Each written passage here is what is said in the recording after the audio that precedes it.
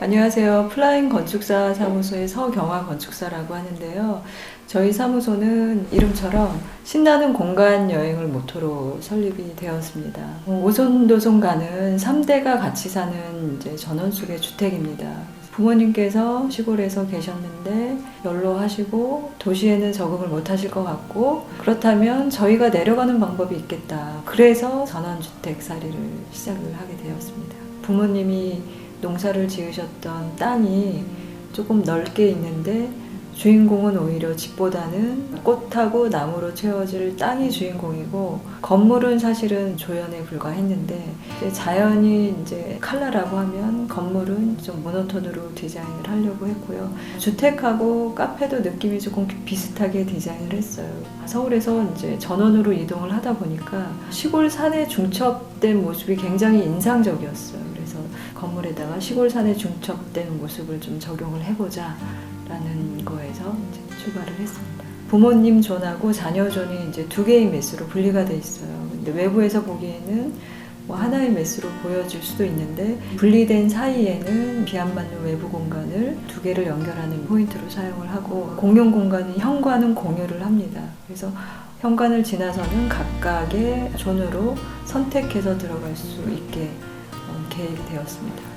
부모님 존은 아무래도 연로하셔서 특히 이제 욕실 같은 경우에는 기존에는 굉장히 턱이 높아서 욕조를 이렇게 넘어가기 힘들다거나, 그래서 반 매립으로 해서 다니시기 쉽게, 그 다음에 이제 화장실 곳곳에는 사실은 좀 위험한 공간이잖아요. 어떻게 보면 미끄러우니까 곳곳에 안전바를 좀 설치를 했고, 바닥에 좌식으로 이렇게 딱 앉는 거는 조금 어려우세요. 다리가 불편하시니까. 그래서 소파 대신에 이제 수납도 되고 앉기도 쉬운 이제 실내 평상을 도입한 것이 부모님 공간에서는 이제 포인트라고 할 수 있습니다. 자녀 공간은 방이 조금 많이 필요했어요. 근데 농촌 주택으로 인허가를 받았기 때문에 면적 제한이 있어요. 그래서 생각보다 큰 규모로는 할 수는 없었고, 기능적이되 반드시 필요한 방의 개수가 자녀존에서는 한 4개 정도 되는 것 같아요. 보통 주택보다는 좀 많은 편이죠. 그래서 수납 공간에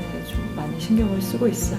방 공간을 확보를 하다 보니까 방 안에 수납을 다 하기가 어려워서 일반 주택에서는 좀 보기 어려운 형식인데, 이제 복도가 있으면서 복도에 굉장히 긴 수납을 한 게 조금 다른 포인트인 것 같습니다.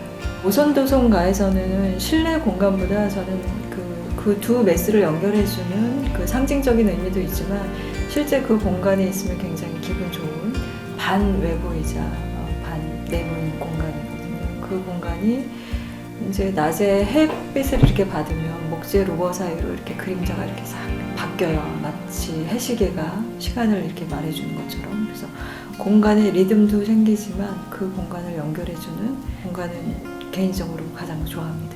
부모님하고 전원에서 같이 살기를 결정했을 때는 경제적인 활동도 같이 수반이 되어야 됐어요. 그래서 자녀 중에 농사를 지을 만한 재능은 사실은 없고, 있는 재능을 활용하기 위해서 카페를 오픈을 해야 되겠다라는 생각으로 집 건너편에 경제활동이 가능한 카페를 마련을 했습니다. 어떻게 보면 시골에서는 굉장히 생소한 도전이었다고 보시면 되는데, 그 도전이 지금 이제 1년 정도 됐는데 잘한 도전이었다, 그렇게 생각을 하고 있습니다.